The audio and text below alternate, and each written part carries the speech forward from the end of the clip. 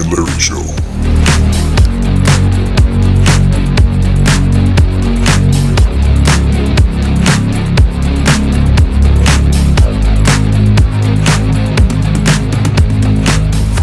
Hey everybody, welcome to episode number 10. I'm Ike, and the guy next door Larry. is Larry. Larry's in Florida, I'm in New Mexico. And thank you for watching, if you've been watching. If not, try to catch up. We've had, well, first of all, we always talk about what's new, what's going on, anything new? Larry? Not a whole lot in this neck of the woods. I've got some cool investigations coming up. We've got a museum that we're going to be doing pretty soon. I got a hotel I'm doing up in the Orlando area next week. So that's what the new stuff for me. Are you on display at the museum? No, I'm not on display at the museum. Original Ghost Hunter, I thought maybe predating, the Ghost Hunter guys. Like, they have a little plaque below you saying, this is the original Ghost Hunter. Just thought that's very Oh, I am complimentary. far from that. It is, I guess, in a sense, complimentary, but I am far from that. There were many, many more before me. Well, yeah, a couple anyway. So, on our last episode, some guy emailed me, or some guy texted or messaged on YouTube saying, hey, y'all, good stuff. Can you adjust your voice output next video? Mainly me. Having a hard time hearing y'all, especially Ike. I was driving and had to turn it up so high the GPS volume melted the chrome off my bumper. And it says, too many goddamn rockets. I wonder where you got that quote from. Oh, I gotta, let me think. You obviously liked it, though. Yeah, but I totally agree. Too many damn rockets. Yeah. Start shooting Well, rockets live in for Florida, everything, we just had another one go off last night at Cape Canaveral. So we got you're lots probably of the rockets cause here. of all that. Dr. Taylor is probably down there lighting those damn things. It'd be they're shooting them off like crazy lately. SpaceX is sending up like sometimes 2 a day. They're shooting all those satellites up there. Yeah. For your internet. For your internet. For what is it? I can't remember what it's called now. The internet. Starlink is what it's called Starlink. now, but I can't. But what was it from Terminator that ended up having AI take over the whole world? I can't remember now. Could be. So what we're going to talk about today a little bit is just the usual nonsense, whatever pops into our heads.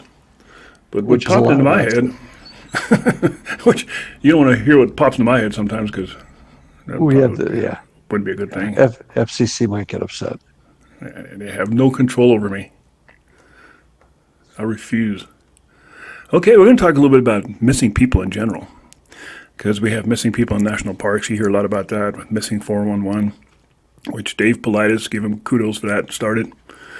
But it happened long before. I think there's other people out there that have documented it, and there's lots of books on there prior to Paulides. And the reason national parks are so fascinating that people get lost in is because national parks doesn't report it. They don't even investigate it, which is pretty strange because national parks, being a federal agency and they're in charge of this vast area, you'd think if somebody checks in and pays their $30 fee to go hiking around and disappears, they would give some kind of concerted effort to maybe go find them. Who says they haven't? They outright claim that's not their responsibility. They use law enforcement. Really? They'll just call the neighborhood deputy who has a lot of experience in writing tickets, no experience in extreme Rocky Mountain terrain to go look for you. So don't get lost in a national park. But lots of people in national parks have disappeared. I think it's since 2013, 1,600 people have been lost in national parks in America, which is crazy. Think about it, 1,600 people. There's only so many national parks. And I know we're talking about national parks, but I right in my mind right now, I'm thinking of at least 1 or 2 missing persons cases that I've worked as a detective or detective sergeant. We never ever. We'll touch on that here. We'll touch on that a little more because back to national parks, 1,600 people missing. Only so many states have national parks, and there was a formula I've seen somewhere on the internet, and I didn't copy and paste it, but your odds of disappearing in a national park are pretty freaking good. And now a lot of them, they don't know for sure. Some is foul play because if you're a wanted person or maybe a serial killer or something like that, national park would probably be a good place to hide out because not much going on there, and they're so vast and big. Speaking of that, the number one national park that has the number one missing people, No, which one? Yellowstone? Grand Canyon. Really? Grand Canyon Well, leads all of them, well, which I is kind can of weird. I've imagine. been to the Grand Canyon, and I could see maybe how you could fall off a ledge somewhere and not be found for a while, Yeah, but I could but see to that. completely disappear, pretty strange. Of course, the Grand Canyon's huge. Yeah, it is. Well, I used to backpack up the Appalachian, do section hiking up the Appalachian, and folks always talked about being in pairs up there because folks do disappear, and they're like you said, there's a lot of folks out in these parks that are hiding from. They're living off the grid, and not all of them are right of mind or have pure motives in life. So, One of the stats I found for Grand Canyon, it says according to the FBI, there have been at least 6 people found dead and 56 missing people in the Grand Canyon since 2018. So since 2018, read it backwards. Since 2018, 56 people are missing altogether, and 6 of them have been found dead. That's a lot of six of damn the missing 58, people. six of the 58ers. Oh, okay, okay, That's a lot of missing people that are just unaccounted for. in the last 5 years. So in 5 years, 50 people have gone missing, 52 people have gone missing. That's a lot. It is Where a the heck lot. are they hiding? Because it's not forested. It's pretty much open, desert, rocky, boulder type area. You think you'd see What do you- people laying around. Well, I know you're talking that the federal government says it's not their place, but don't a lot of, and we don't have a lot of obviously mountains in Florida, so you would have a better handle on this than I. But don't they have sheriff's offices that, and even some state agencies that have rescue teams or people that are trained for mountain rescue, or that they would send in looking? Here in New Mexico, they rely, or the burden falls on the state police, who has Uh-huh. a special trained unit that does that. In fact, there was a famous case where they crashed their helicopter. What helicopter was that? Apache? That wasn't that long ago, was it? No, It I seemed knew a the little pilot. He was a lieutenant in the state police, and he was also a lead instructor at the police academy. Real hard ass. And he was a pilot in the National Guard. Hence, he flew the state police helicopter. But reading the final report, I read the FAA final report on that. It was a girl from California, a female from California, that was hiking in the Pecos Wilderness, and she was heading up in the afternoon, which is a no-no. Got caught in the weather up there, and as the crow flies, it's only like 5 miles to the city of Santa Fe. But if you were to walk it, it's miles. It's huge altitude change, all the way up to like 12,000 feet. But she got lost up there, couldn't find her way out, and it started snowing. But she had a cell phone, and she's in communications with state police. And state police launches their helicopter, and they fly over there in the dark. And they find her. They sit down in this canyon and find her, load her up, and it's snowing really hard. And as they launch, they whack their tail up against something. And the helicopter crashes and tumbles down this steep embankment. And the co-pilot and the female both got ejected out of the helicopter. The problem with that is what the report states is, it's a damsel in distress type situation. Had it been a man up there, they would have said, we can't fly in this crap, make yourself comfortable, we get you in the morning. But because it was a female, it's like we're the heroes, and they were advised not to fly. They flew against orders to fly. They were not supposed to fly at night, especially in a snowstorm. So it was just a big cluster, and of the whole pile, only one person survived. And Dave Politis on his 411 he had an episode about that, although he got it wrong. And I emailed him, and he never emailed me back because he only responds to emails that are in favor of him, I guess, or positive. And I was polite about it. I said, dude, you're wrong, because Scott was the co-pilot. He survived. And he hiked back down to get help. And he couldn't get very far because he had a broken leg. So he crawls back to the helicopter, and by the time he got back to the helicopter, the pilot and the female were dead. And Scott is still, well, he might be retired now. I haven't seen him in about 5 years. Well, But what he was he continued around his about? He career. said did you say they all died? Is it Yeah, he said, what did he he? even mentioned him by name, which I'm like, you can't do that. You can't say Scott died when I just talked to him like 4 years ago. I mean, he had the information wrong, so, but he never corrected it, so that kind of makes me wonder about the rest of his freaking stories. Interesting. You know me, I like to talk about people when they do stupid shit. And that's stupid shit. Get your shit right. I mean, how would his family feel or anybody of his friends that happen to come across his video and like, hey, Dad, they say you're dead. Yeah. Well. But anyway, it was a Yeah. damsel in distress call. Under normal circumstances, search and rescue would have never attempted that rescue. But that happens a lot in the rescue world. You just become a Yeah. superhero when there's a female. You get this protective instinct, I guess, because it's a female and I got to protect. Well, yeah. I guess in some way we all have in this business some level of feelings towards that. But this was a case where they actually found the person. How many times are you aware that somebody's gotten lost? Maybe was able to call on a cell phone, but that were never found after Well, that. Is there any stats on that? there's tons of them, which I don't have. But so, so suicide is a big one. And I Oh myself yeah. have found 3 bodies on suicide calls in the woods. But suicide's a big one. Then people going out inexperienced and just succumbing to the extremes of the outdoors, whether it's hot or cold. That's another one. And then the Right. third one is the paranormal aspect of it. There are people that have come back just barely, in places they weren't supposed to be, or their bodies have been discovered in places they shouldn't have been, or especially children. And these cases go back to the beginning of the American times, in these national parks, where a family's walking with their 6-year-old boy. They go around the bend, and when the road straightens back out or the trail straightens out, the boy's gone. And there'd be hundreds of people looking for this boy, and he's not found until the following year, and he happens to be found on a peak that's 3 miles away, and 2,000 feet higher, with no Oh, shoes on. That I, happens a I, lot. That happens a lot. well, there's a I don't know if you're familiar with a guy named Chris George. Chris runs a group called Annabis Paranormal, and he's got sections all over the country. But he's a former park ranger. I think he was a federal ranger for a while too. He talks about and if I get this wrong, Chris, I'm sorry, but generally it's correct. A campsite where somebody hadn't reported in. They went out there and they actually found the bodies literally like in half, cut in half, and it was not suspected to be a bear attack or anything like that.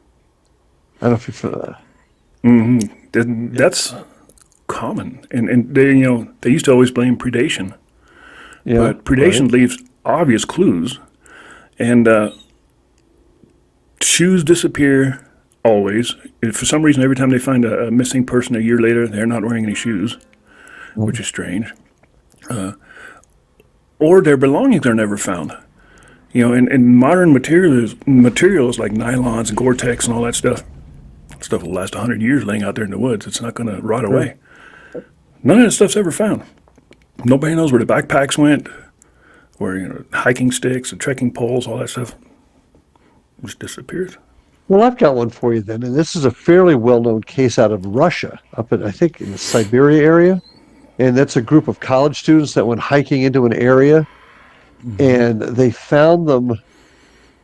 They disappeared, and they found them later, tents torn up, but their bodies only partially clothed, quite a ways away from it. And the more recent uh, explanations for the story was it was some sort of freak avalanche that did it. But it's always been a story that folks have connected with the Yeti or the Bigfoot uh, type creature in that part of Russia. Are you familiar with the story? A little bit.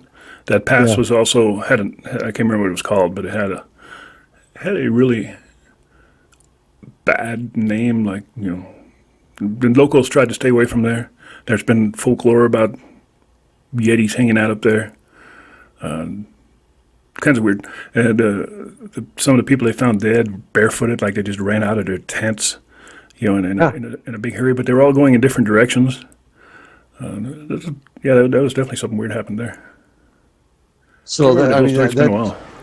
yeah, trying to look it up right now as we're going at it. That I found very fascinating. Now, that information coming out of Russia, of course, in the 50s, you just didn't get information out of Russia.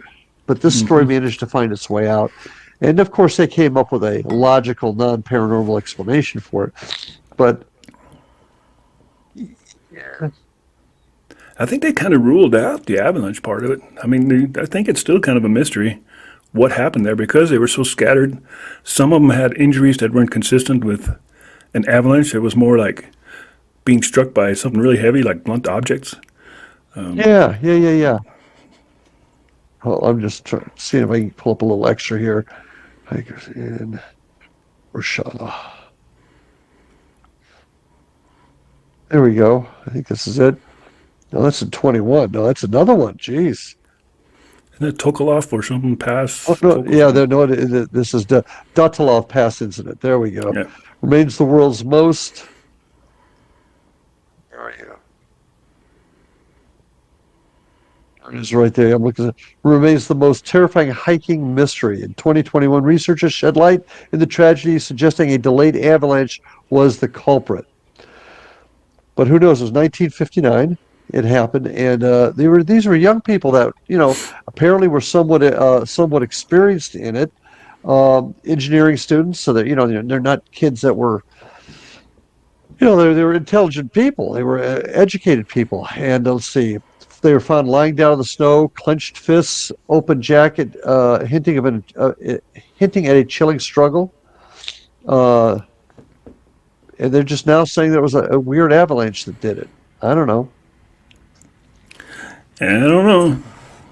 Don't go camping in Oh, Russia. But there's tons of cases like that here. I mean, there's just literally, like I said, there's 1,500 people missing yearly in national forests or national parks. Not yearly, since 2013, I think it was. That's a lot of people, and those are just the people that haven't been recovered. The people that have gone missing and have been recovered alive tell some crazy tales. Everything from seeing a shimmery object in the distance, like a wormhole type thing. There's really? been quite a few cases of those. Or people that have, they settled down, put up their tent, and they step outside to take a leak maybe and look up, and there's this weird anomaly up in the sky, maybe some kind of UAP type thing, hovering above Yeah. them, and they can't remember the rest of the night.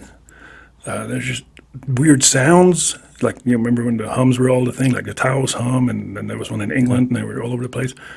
People Well, report those when they're out there hiking, and those are the people that were saved for various reasons. Maybe because you stepped out your tight tent and seen that UFO in the sky. Maybe that's why you didn't disappear. Maybe they were up to something, but you interrupted it, and they left you alone. There's just I would think that would, yeah, I would think that'd make you more of a target. But this brings up for me personally, it brings up an interesting question. I'd like to wonder what your thoughts on this. We've talked a lot about Bigfoot never being found, and that morphs into Bigfoot being a dimensional creature that crosses in between the planes. Is that what we have happening here, do you think?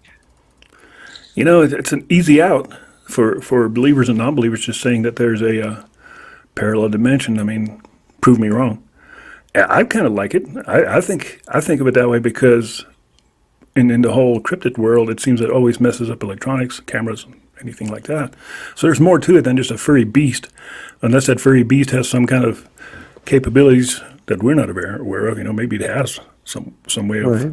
expelling EMFs or something to disrupt your devices. But wouldn't it make more sense if that critter could just go in and out of it, just appear? Well, you're talking about people seeing a shiny object in the sky when they come out of their tent in the middle of the night. Are we now going to start? Does that help the theory that UFOs, Bigfoot, it's all dimensional issues? Could it be just one? And is that where these people are going? And do you know if there's any evidence?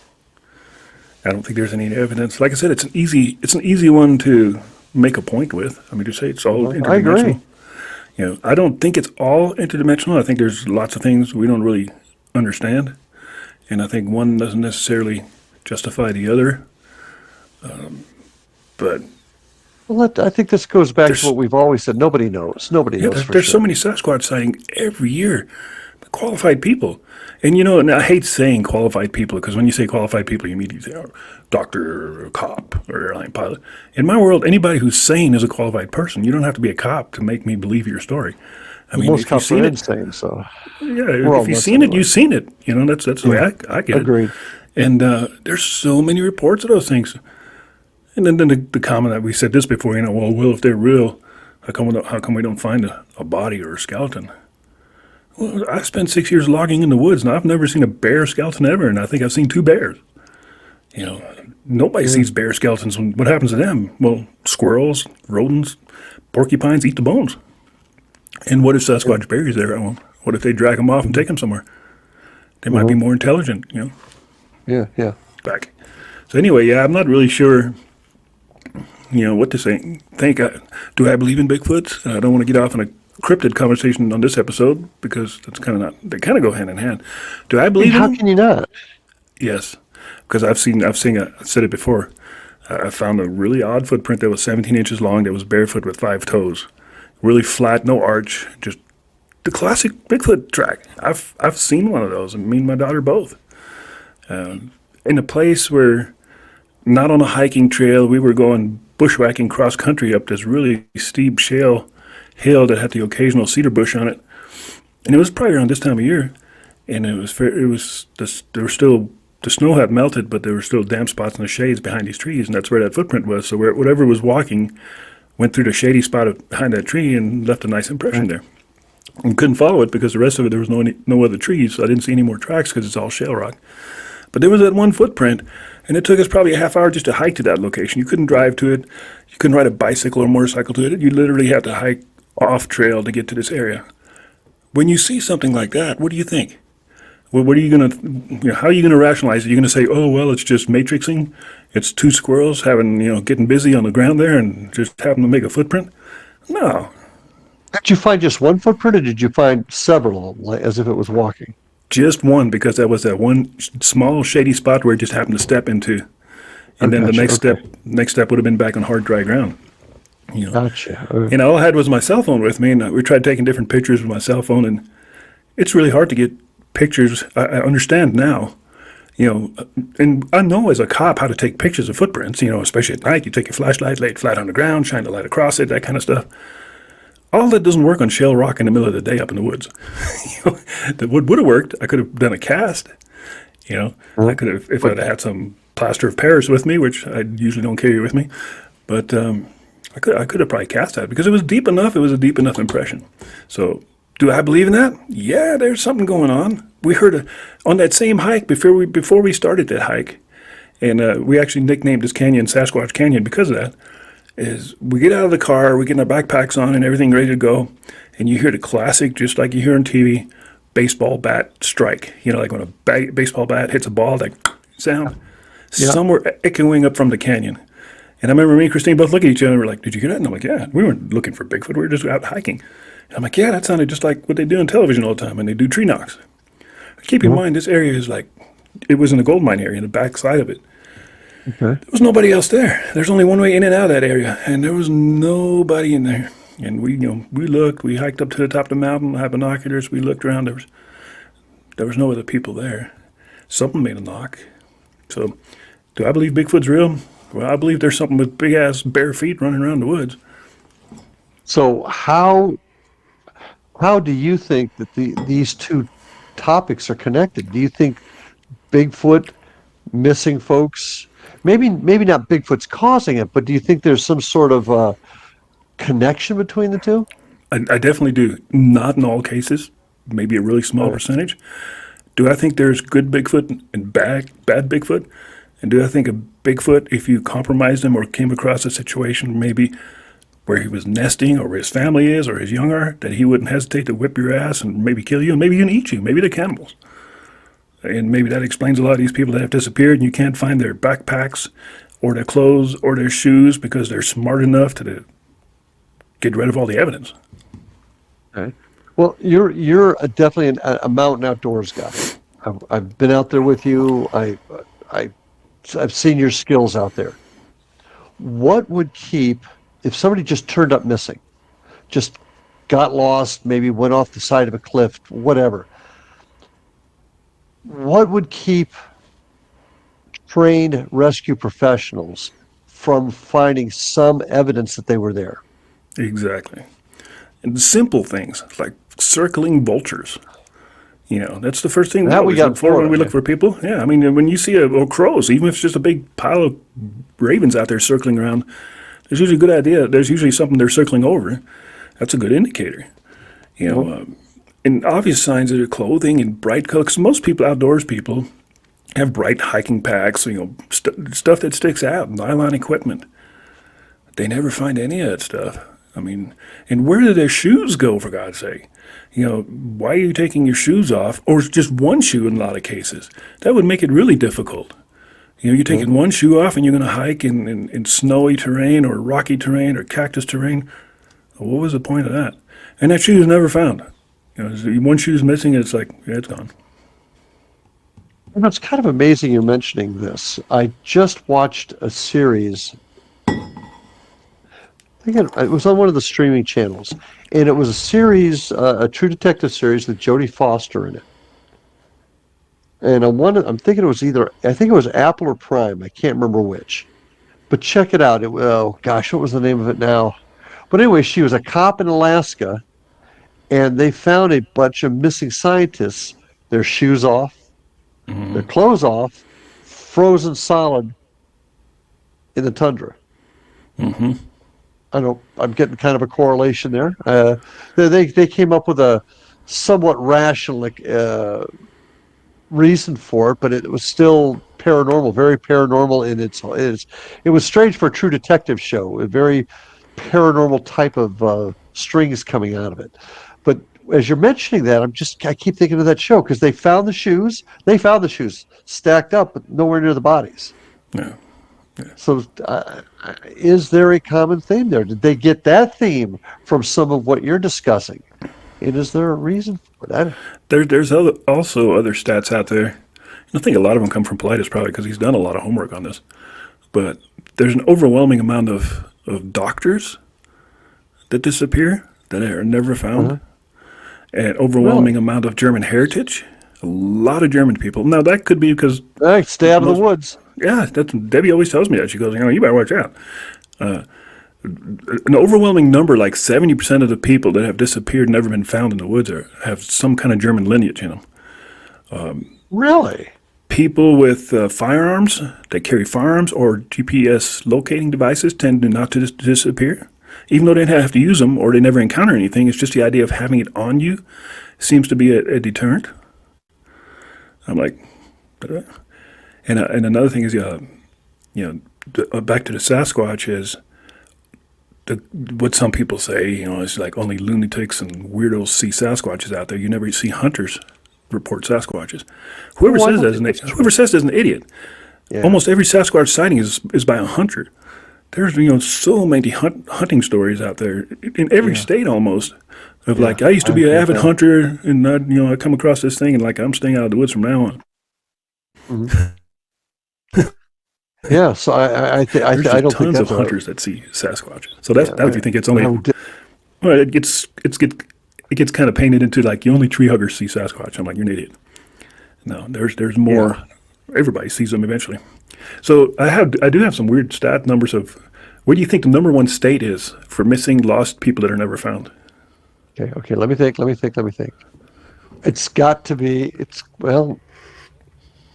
got to be either like Montana or Wyoming or something like that. I'll say Montana. California. California has since 2016 has 3,362 never found people missing. But think about Really? California. Yeah, I'm sure you've been to California. You're a world Oh traveler. yeah. But most people that don't know California or have never been to California think of California as this big liberal, overcrowded place.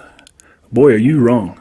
Yes, LA is overcrowded. Yes, San Francisco's overcrowded. But in between, you can literally drive for 150 miles and not see a single house or anything. True.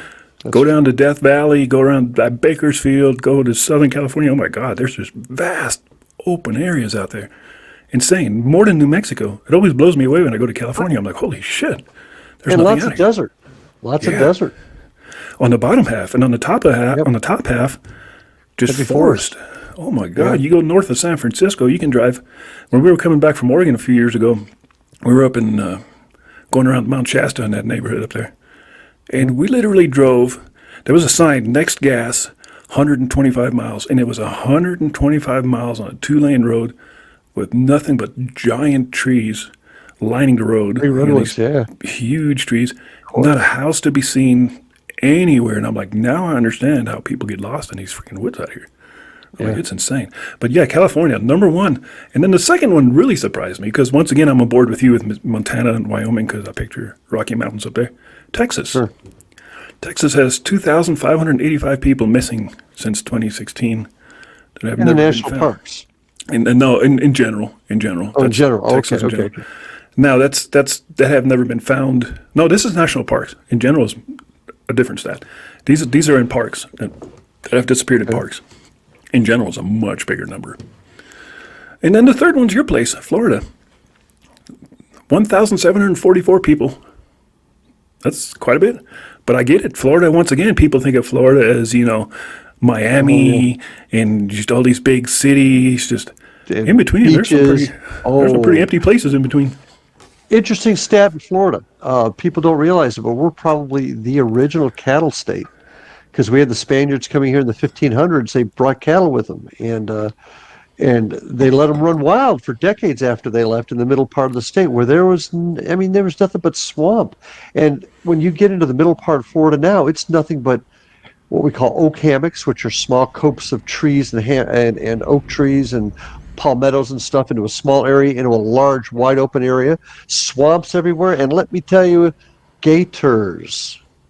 Gators take care of a lot of things that you probably would I find. can see that. Yeah. I spent 3 days camping in Lakeland, Florida. And Oh, yeah, there's a good example. The biggest surprise for me was waking up in the morning and there was frost on the ground. I'm like, what the hell? Oh, yeah. I think it was some kind of weird cold front that I went through because there's a lot of orange orchards out there and stuff. But yeah, we were out there and I got up in the morning. I was flying my paramotor at one of those events.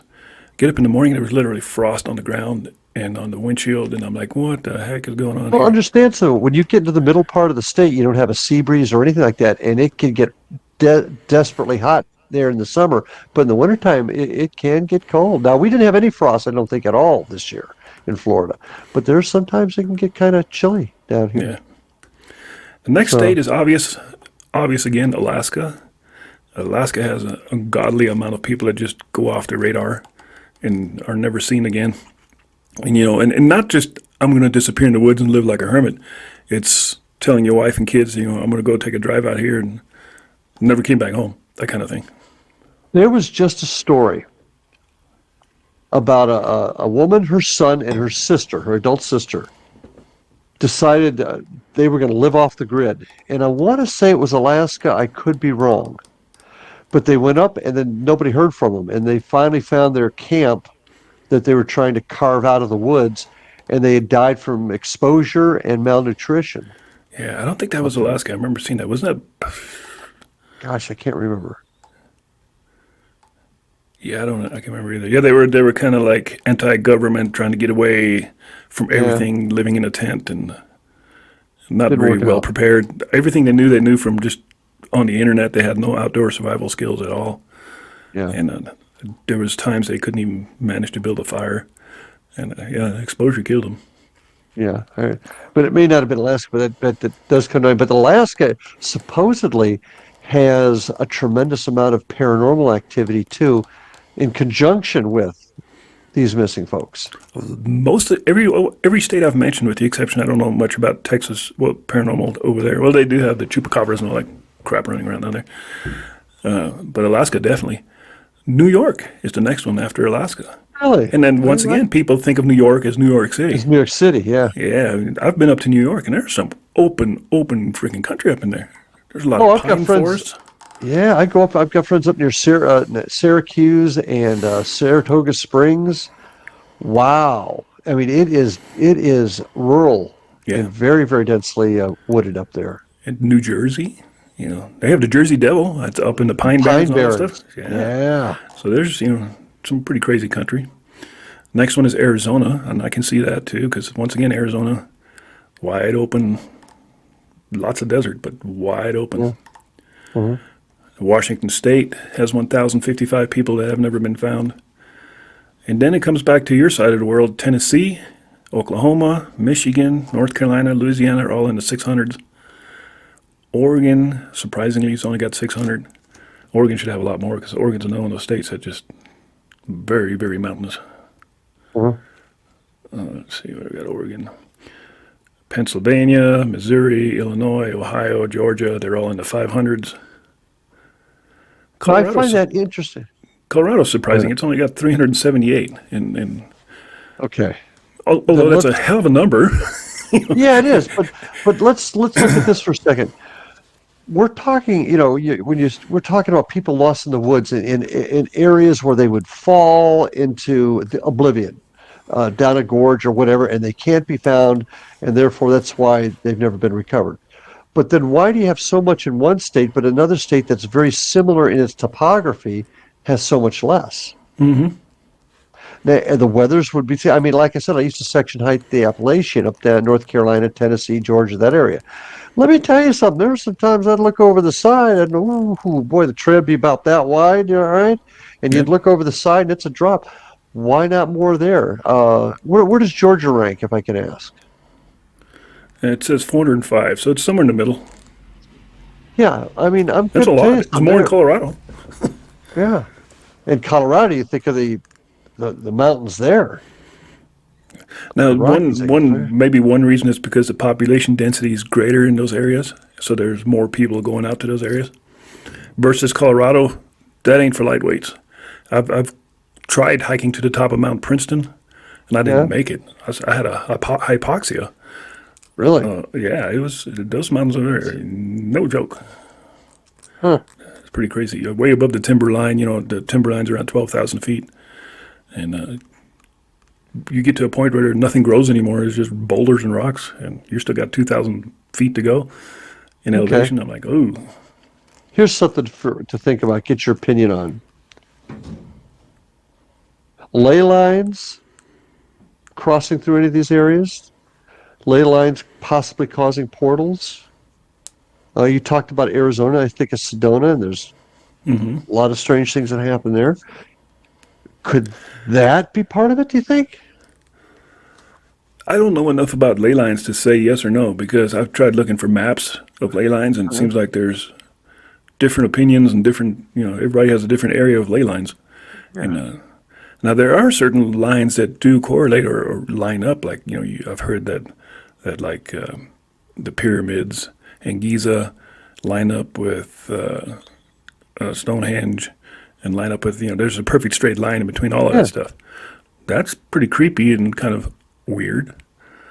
So Uh-huh. there must be something to it, but I'd like to have it actually up to date or something real scientific showing ley lines. Are they higher in magnetism? Is it more mineral rich? What is it? Well, there's a lot of places that talk about that. And I know, once again, going back to Sedona, they talk about a lot of that being there. And what I'm getting at is if some of this stuff is accurate, could that create some sort of dimensional portal or something? I think so because there's definitely places that are more spiritual. I'm a kind of a spiritual type of person. Uh-huh. But you can go to places where you just feel different, and where you just feel more at awe with Uh-huh. nature. And even though it's the same scenery as you may have seen 100 miles back, but there's certain places where you just feel different about things. And I've been to Sedona, and there's definitely something strange about that place. Yeah, I've never been. I'd like to be there. I did a study on a group out of Sedona once, but I've never actually been there. I'm going to do some work. I'll tell you what. I'm going to do some looking into ley lines, and when we get back together, if you can, maybe part of the show, we can talk about ley lines and their connection to some of this, if that's all right with you. Absolutely, Okay, absolutely. so catch our next show. We're going to be talking about ley lines and their possible connection to the paranormal a little bit. So we definitely like to know what's going on with that. Yeah. So anyway, Colorado is 365, Arkansas 354. I'm not going to go through all the states. New Mexico 243, which once again, it doesn't sound like much, but when you think about it, I think this is a 7-year period. In 7 years, 243 people have gone missing and never been found. Nice. That's a crazy number. That's a crazy number. I don't know, to do the math real quick, but it's like 20 people a freaking year on the average. Are like, Go, just where poof. the hell are they going? And these are all people that have disappeared in the mountainous areas in parks. Now, I have some other stats that are really freaking mind blowing. Now, I can correct those stats a little bit, and you can too as a police officer. So, the FBI currently, last year, says that 600,000 people go missing annually in the United States. In 1 year, 600,000 people. Now, those stats are kind of off by a bunch because, as a police officer, and they'll actually admit that, if you get called to a runaway child call, you have a 13-year-old that just didn't come home from school. By law, you have to get that kid entered into the database, clearinghouse, within 30 minutes. So the first thing you do as a cop is you run to the house, get all the information of the kid, what's he wearing, what's he look like, birth certificate, does he have fingerprints, dental records, all that crap. Immediately run to dispatch and have them enter it into the FBI database. By the time you usually get done entering it, guess what happens? And find it. The phone rings and like, oh, little Bobby came home. I'm like, well, that's already one stat for the FBI because they have to justify their existence too, and that's how they do it. I'm like, oh, hey, we got a stat, one runaway, even though that kid wasn't a runaway, he just missed a bus. That is probably 98% of the runaway calls or missing people calls in the United States. But that still leaves an enormous number. Now, there's approximately 4,400 unidentified bodies recovered each year in the United States. Unidentified in this day and age, which is pretty bizarre. Yeah. I mean, we found a lot of unidentified people, but eventually we identified them, whether it's through fingerprints or DNA. But there's still people out there that have no trace DNA that you can go through or have never had their fingerprints taken. Or their families have never had anything that they could do any of the historical genealogy. Or have no family. Yeah. And then there's I didn't save this stat, but in LA alone, I think they bury 24,000 unknown people every year. Yeah. They have like one day a year where they have this giant funeral, just, people show up and put these people to rest because nobody knows who they are. Yeah. I was looking that up after we said 60,000 people a year die in the LA County area last episode, and where are all the bodies going? Yeah. There's a big number of them that aren't identified. And then you get people that are just gone for no apparent reason. Now, I'll grant you, my section of Florida is fairly well populated. If you get into the interior part of the state or, 15, 20 years ago, even some spots in here, we used to joke about when you mess with the mob, you ended up in one of our marshes down here. But there's a case I'm going to talk about, and it was in 1993. I was a detective sergeant, and her name was, I'll forego the name because, there's family out there still. Elderly woman, lived in a mobile home park. Just disappeared. They walked in. They found her mobile home. The door was open. Her wallet and all her personal belongings were there. Her teeth were there. They found some evidence in the house, but nothing was array. And she was gone. She was like 85, I want to say, and she was gone. We searched everywhere. I mean, we were in the marshes, we were on the river, we were in the woods. To this day, she's never been found. Now, we had another woman in the area that disappeared, but they just found her remains, and that was definitely a homicide. And I'm not suggesting the one I'm talking about. This is in a place called Jensen Beach.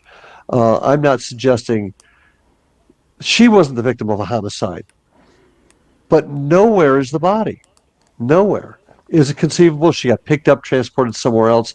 And you go down to some of the rivers here and you put a body in the water, the gators will take care of it.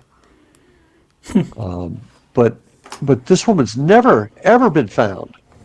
We had another young lady that was taken, and we pretty well determined that was a murder based upon the suspect that was finally arrested.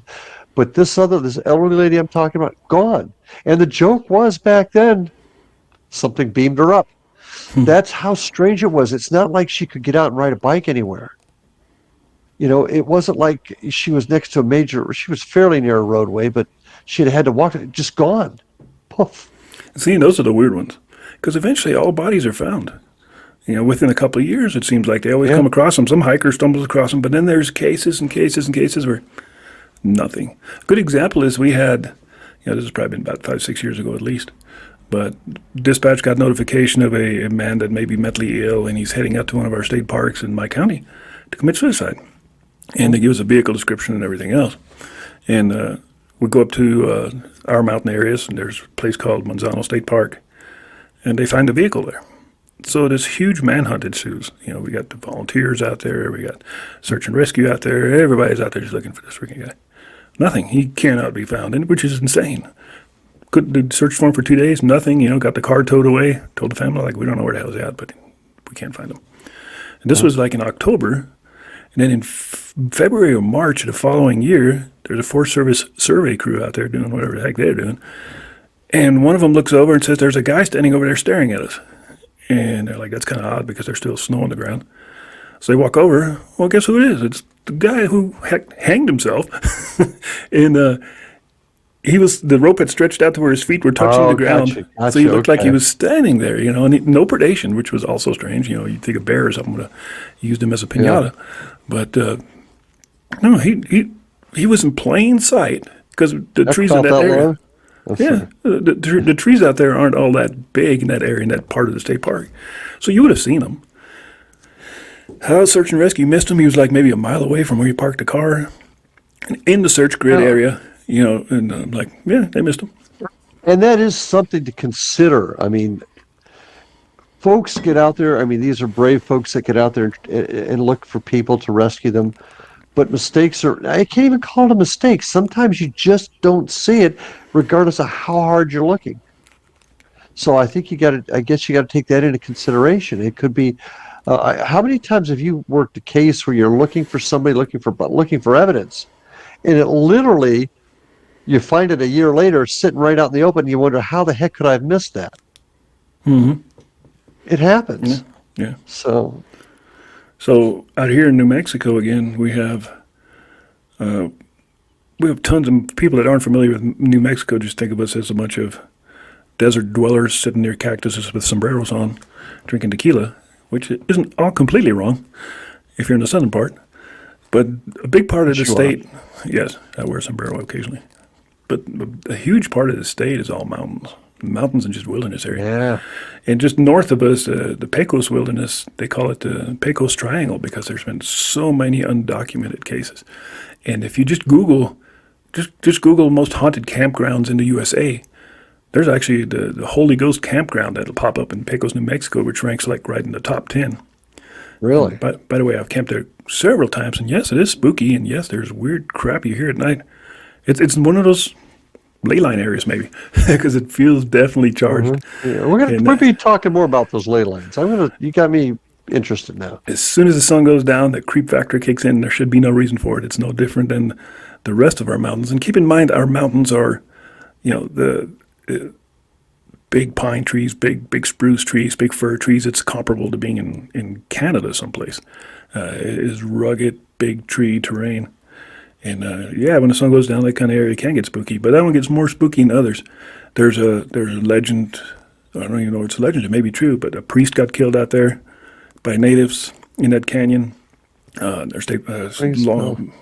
Many years ago, a police officer disappeared in that canyon, never to be found. And when I say canyon, it's just rugged wilderness, steep terrain. You can't see very far because of the trees. So just last October, Miss Ingrid Colleen, another German name, Ingrid Colleen Lane, parked her car on one of those roads up there in the Jemez Mountains, which butts up against all the other mountains up there, and just hiked off the trail. And actually some hunters coming back seen her and talked to her, and she said she had a flat tire in the car, but she's fine, she's going to fix it, and she refused any help. That's the last time anybody's seen her. They've searched for that woman because it was October 15th, and we kind of had a dry fall, so there was a good time to still search. I think they spent 2-3 weeks up there with the National Guard and everything looking for her. She's still missing. Her family, the search parties have given up, so her family is trying, to get any help they can get to find her. But right now, there's still probably 6 feet of snow up there, at least. And I'm curious, where she went, because she's up there somewhere. That's the latest of the missing people in that area.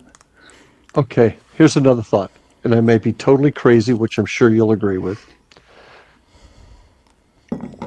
Would a study of the minerals in these areas, especially the areas where there's a high density of missing people, a study of the minerals there, and a way to test the vibration, because I'm a big frequency and vibration guy. I think that has a lot to do with a lot of things. Wonder if that has something to do with it. Is the vibration, is the frequency of the vibrations, and because everything vibrates. Would you agree? Yes, the earth vibrates. Exactly. So is there a difference between the vibration there as compared in what was the number one state? California. California. There's definitely a different vibration there, but I won't get into that. But Good vibrations. Don't you listen to the Beach Boys? What the Beach hell? Boys, I love the Beach Boys. But is the vibration different? Could that have something to do with it? And would that tie into the theory of dimensional skewers? Skewing, maybe the vibe. I don't know. My am I making sense at all? Yeah, I'm just trying to. I I'm think just. I think it might be a small piece of the pie because California has such huge losses. I think mainly because they have such huge national parks. I think they have more national parks than any other state. You got Yosemite. You got there's tons of these crazy national parks. So more people get lost. I'm sure. But these national parks are unique. I mean, because they're such pristine, large pieces of land that are kept away for a reason. They keep them.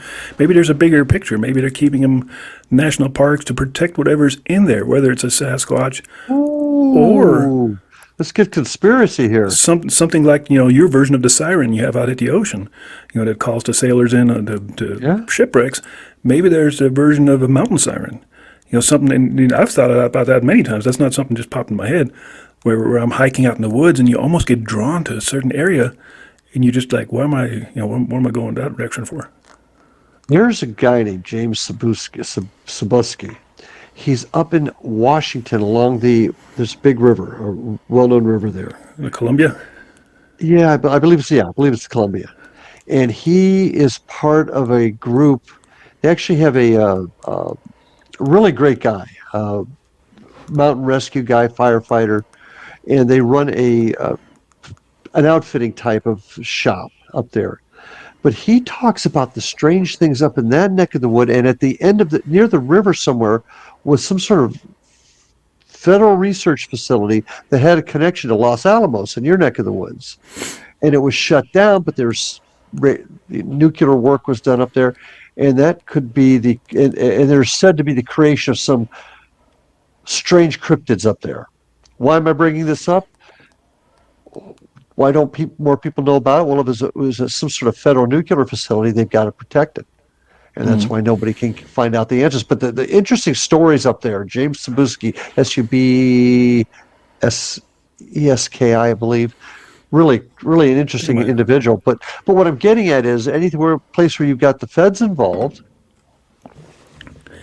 Yeah, it's I'd like I'm not to a think conspiracy guy. I'm just tossing that out. I love conspiracies, but then conspiracy I like to see through them too. And it's like, could the feds really be capable of keeping a secret like that? Don't you think there'd be at least one or two people that would constantly blow their whistle at something? Oh yeah, we know how that goes. Or if you're blowing the whistle, do you end up like the Boeing guy just recently? Oh yeah. Tell me maybe, that doesn't smell like 3-day-old fish. Yeah, or maybe if there's such black projects out there, maybe they pick and choose exactly who can be part of that group. No family, hopefully an orphan. You have no wife, no kids. I mean, who are you going to tell? And then they threaten you if you tell anybody. That's high treason, and the penalty for that we all know is execution by firing squad. So go ahead and tell somebody if you want. Exactly, and topic for another day, just the secret societies in our entire culture that may use those types of tactics to keep people quiet and not talk about the stuff that they do. So maybe that's a subject we can talk about a little bit later. Bohemian Grove, yeah. the Bilderbergs. That happens to be an area that I have a bit of knowledge about. Yeah, there's a ton of that stuff going on. And how do these people keep their secrets? So there may be a way of keeping secrets. Look at the Freemasons. They're common. They're everywhere. But a 33rd degree Mason, I guess it's as high as you can get. They don't spill the beans on their secrets at all. They just don't. Yeah, you're Nobody right really about knows. that. Nobody really knows what kind of weird stuff they do to achieve that level. Then there's the cult of Ike Enzi, the Oh Enzi my cult. God! Oh, It is completely open. Nothing is clandestine at all. Probably on Google. It doesn't require much. well, I don't know. I get back to the frequency thing. I can't help but wonder is, in my paranormal investigations, I really feel that is a big key that we need to investigate more is frequency and vibration, the key to the other side. But there's a lot of talk on that being involved in the dimensions, how things maybe switch back and forth between the dimensions. Is there a different... Frequencies open dimensions. Well, that's my point. And is there in frequency and vibration almost going hand in hand? I would like to know, and if I don't know how we'd study it, I'm not that smart, but how we could find if there was a constant or an average or a level of vibration in a certain area where they've got more disappearances. So, have you ever gone to Coral Castle down there in your neck of the woods? Oh, down in Miami, yeah. Oh, yeah. It's been years, but yeah. Isn't that the theory that he had some kind of weird sound device, frequency device, or something to move those giant rocks around? Don't remember, to be honest with you. I mean, I'm talking 78 or 79 is when I was down there. I remember reading a book about it, and they said he worked mostly at night by himself, never had any help. Well, yeah, I remember that. I'm good. And by next morning, he'd have these massive freaking heavy boulders moved around with no heavy equipment visible. Here we go. Let me see. It's now a museum. What is the mystery of Coral Castle? The biggest mystery of all is the 9-ton rock gate, which is oddly shaped coral that is set so perfectly on a rod that you could push it with a single finger and it would rotate. That's interesting. Yep, it talks all about that in here. I haven't thought about the Coral Castle in years. Jeez. See what happens. Well, and once again, is there a ley line there? Yeah. So. Well, he always claimed, I think, I may be making this up, but I thought he claimed when reporters asked him that he had discovered the mystery of the pyramid builders of Egypt, that he knows the secret. Looking and see. Get out of there. A guy was born, he was Latvian. He moved to Florida City, which is down in the Miami area. He spent 18 years in Florida before buying a plot of land in Homestead. Homestead's an interesting spot. That's just south of Miami. He'd been construction of it, and that's where Coral Castle's near there. How was construction? Is shrouded in mystery. He was only 5 foot tall and weighed only 100 pounds. Wow. Sure, and it is believed to have worked with more than 3 million pounds of oolite coral without the aid of modern mechanics or collaborators. Theories abound from the supernatural to his preternatural knack for ancient sciences. See, he was up to something.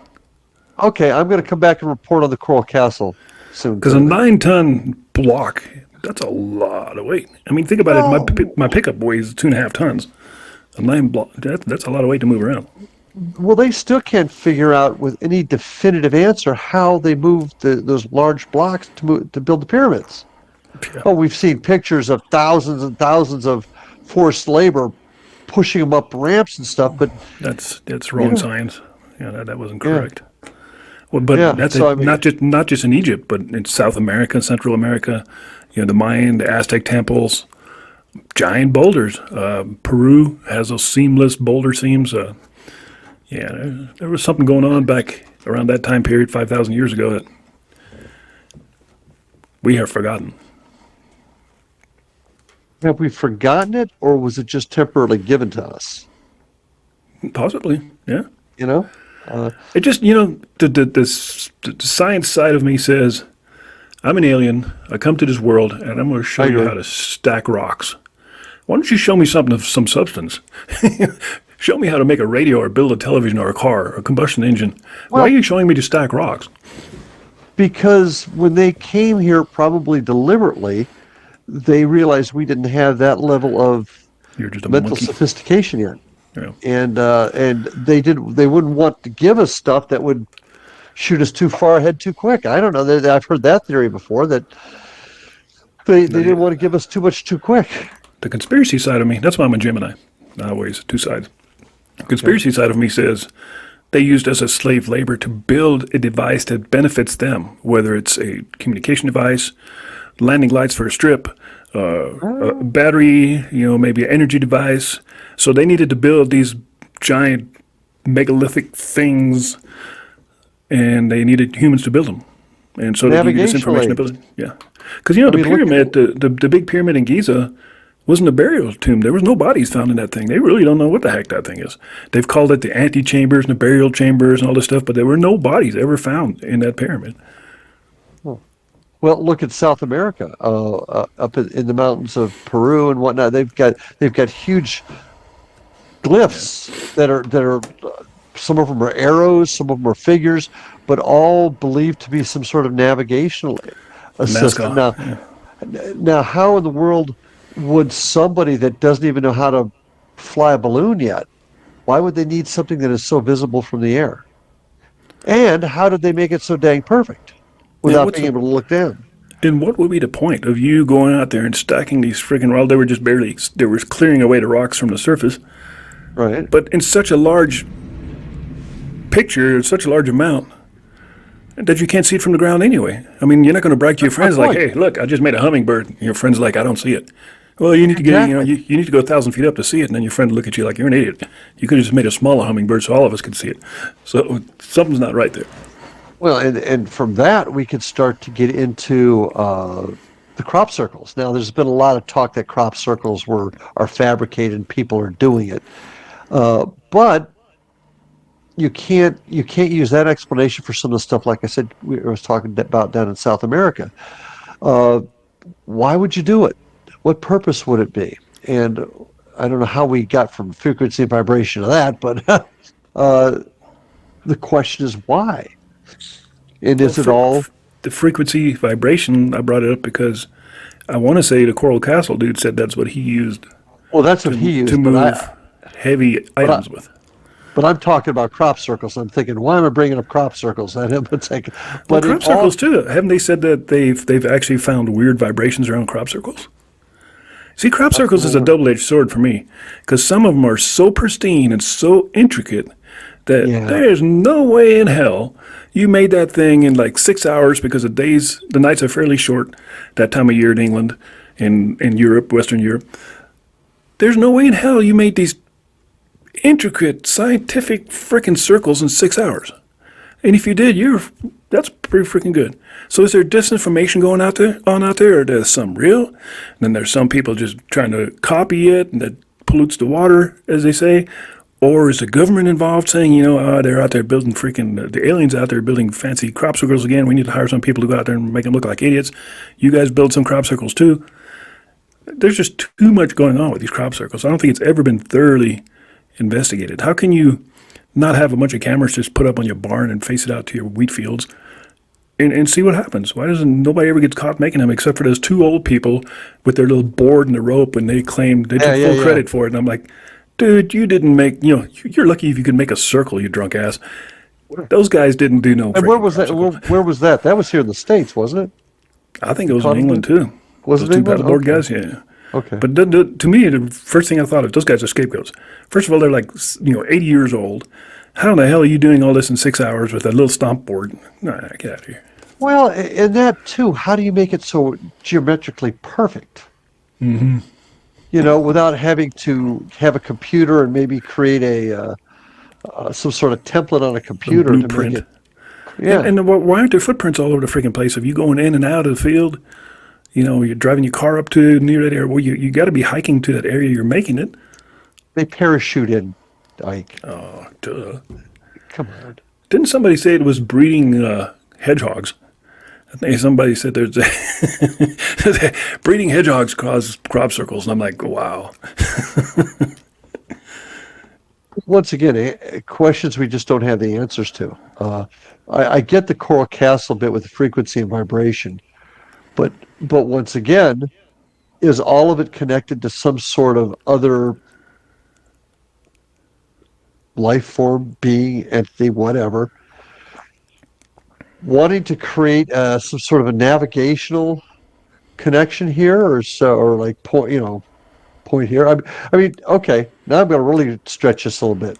You've been watching. Do you ever watch Curse of Oak Island on the I History have, Channel? yeah. Okay. They talk a lot about how the Templars, in particular, would use what's astro.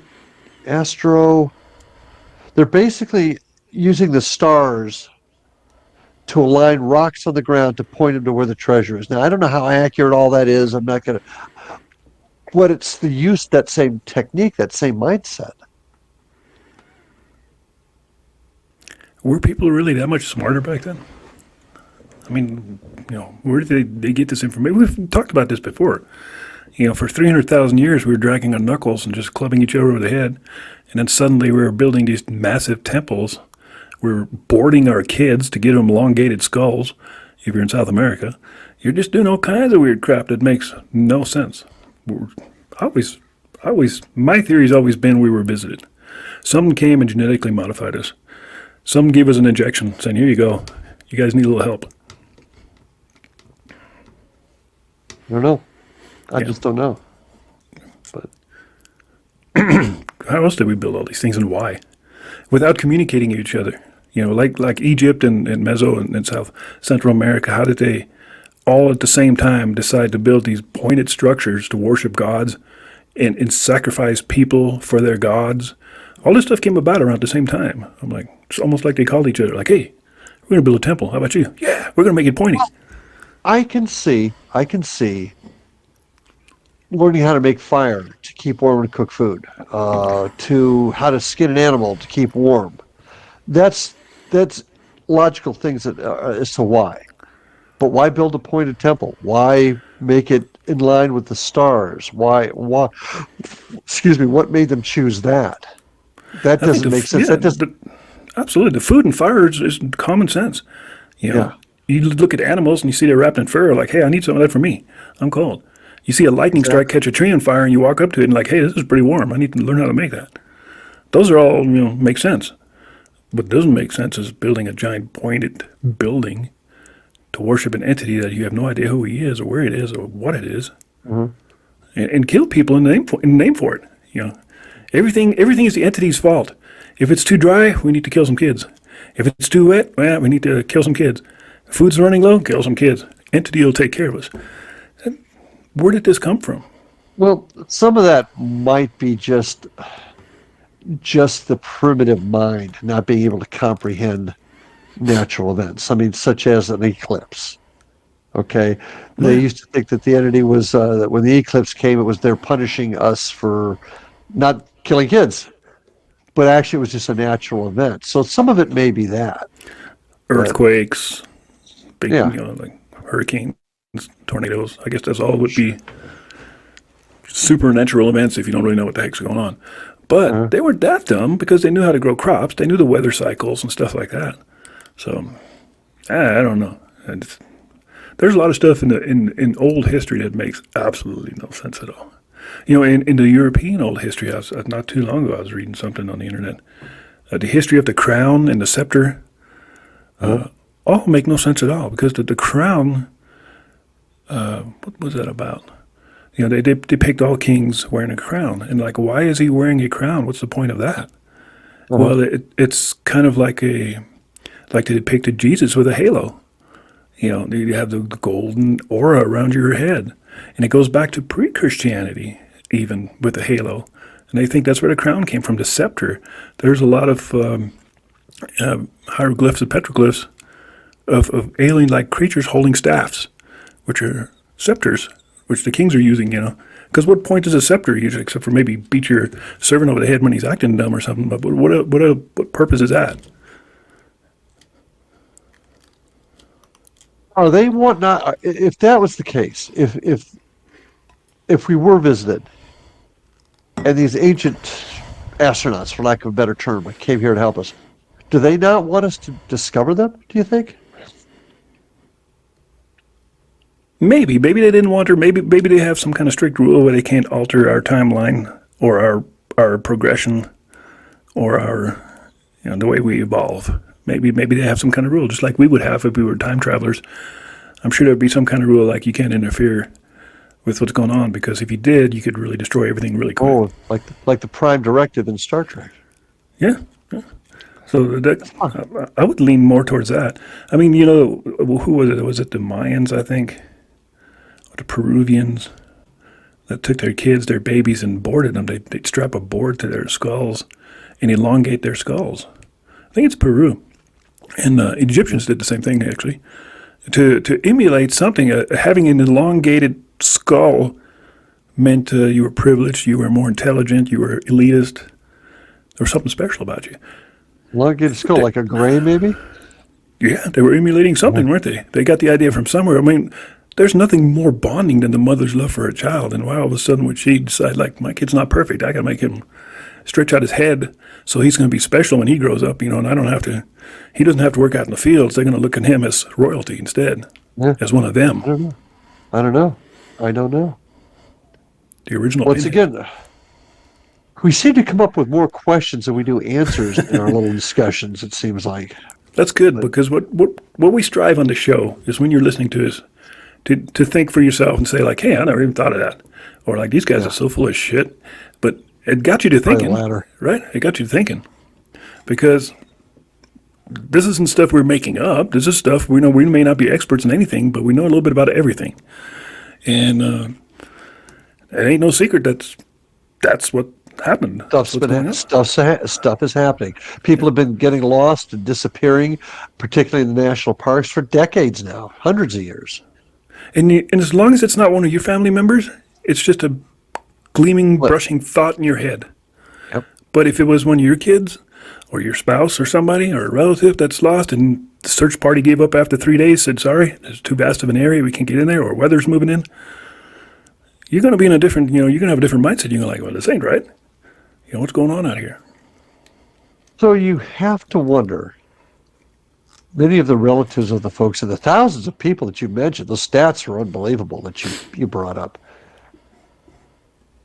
Are there family members out there that are still looking for answers, and what answers have they had, or what roadblocks have been thrown in their way? Have some of them gotten close? Because you got to imagine somebody out there I'm going to find out what happened to Uncle Larry. And they've gone out there and they've worked, they've tried to find, and then something, maybe not natural, maybe it was a government. An astounding number of missing people are found by their relatives after the official search party ended. Because search parties, I don't know if you ever participated in one, but they're very structured and organized, and extremely ego-driven. It's usually volunteers that got a little bit of authority, and they try to tell everybody, like, we got a missing case file number on this with the FBI, and your job is to do this and nothing else. They're total jerks, but they do a job. But after 2 weeks, they give up. And then a lot of family members are like, this isn't good enough. And then they go out by themselves. In so many cases, man, I should have pulled up the stat, but it's insane how many times family members have found the person in a place that had been searched 3 or 4 times by different search groups in open terrain. Like, and they actually interviewed these people that searched, and like, hey, I sat right there in that log and ate my bologna sandwich. There was nobody there when I came through here.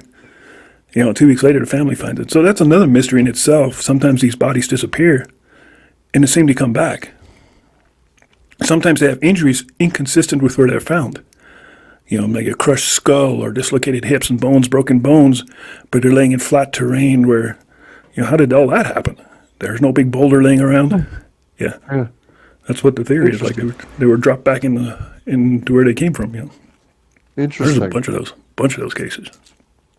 Now, do you find a lot of those cases again in the national parks? Those are all national parks. All national parks and national forest. Yeah. Interesting. When I said in the beginning, the national parks doesn't investigate. They don't. It's not even the law enforcement rangers. They don't get involved. They do. They rangers, but they're very limited. They don't have very many. It's the national parks as a business. When you look at places like Yosemite and stuff, they generate millions and millions of dollars of revenue every year. And there's like a couple of million people that go see Yosemite every year. Each one pays $35 to get in per person. You do the math. It always follow the money. So do you want bad publicity? Don't come to my park because people have died here. No, they don't allow drones. You can't fly commercial drones in national parks. You're not Oh, I allowed did to not shoot. know that. You're not allowed to shoot any kind of video. You can private video, but if you're a monetized YouTube channel, you're not allowed to shoot. You have to ask permission to shoot in any national park. I think I knew that. I think I knew that. Crazy rules, and why? It's our land. It's a national park. It's supposed to be all of ours. We pay taxes, to make this a place ours. They have some really strange rules, and I've always said it almost seems like they're protecting something. It's almost like the movie The Village. Remember the movie The Village, where these people are living like, in the 1800s in this little squared off area in Pennsylvania somewhere. Yeah. That's what I think of as national parks. It's almost like they establish these trails to make it clear you need to stay on the trails. If you get off the trails, you're going to get a heavy fine. And don't venture off in there because you're not allowed back in there. These are all restricted zones. It's almost like they're protecting, now I understand that the premise is they're protecting our wilderness to keep it pristine in the way it used to look. Or are they protecting something that's living back in there and they don't want you dealing with it? And maybe if you go back there, that's why you disappear. Well, the only argument I'd have with that is one that you brought up earlier. Somebody would blow the whistle on that. Politis, for example, he was a park ranger. Wouldn't you thought if that was the case? He wasn't a park ranger. I thought he was a park ranger. No, he was a deputy in San Jose County Sheriff's Department. That's another one of his little iffy things. But he's interviewed a ton of park rangers, and a lot of park rangers almost say what I say. It is so bureaucratic, and it's the right hand doesn't know what the left hand's doing in that division, and the top definitely doesn't tell you what's going on below. There's a lot of secrecy. That gentleman I know, a friend of mine, Chris George, says kind of the same things. I thought Politis wasn't a park ranger. Chris says a lot of the same things that you're saying. So that's interesting. Yeah. I've talked to two national parks or national forest police officers that came out here one time. That's a different division. State parks is different from national forests. Right. But they actually have a law enforcement branch. But they were so understaffed. They said for the entire state of New Mexico they had 4 officers. I'm like, holy crap. I'm like, typical cop talk. You guys don't call all the time or what? Yeah, we travel constantly. He goes, it's a cool job because they give us 4-wheelers and stuff, and we get to patrol. They're mainly looking for marijuana growths out in the forest. But they said they're completely understaffed. That's the reason we had to talk to them, because they were asking for backup. They were looking into a possible growing area, and they needed some extra bodies along with them because they only had 4. I'm like, well. Holy cow. So, they have no clue what's going on. Those guys, they were so disgruntled with the Forest Service because they're federal police officers, and they were so disgruntled. They're like, this place sucks. You have no backup, constantly moving around. This is bullshit. Nobody tells us what's going on.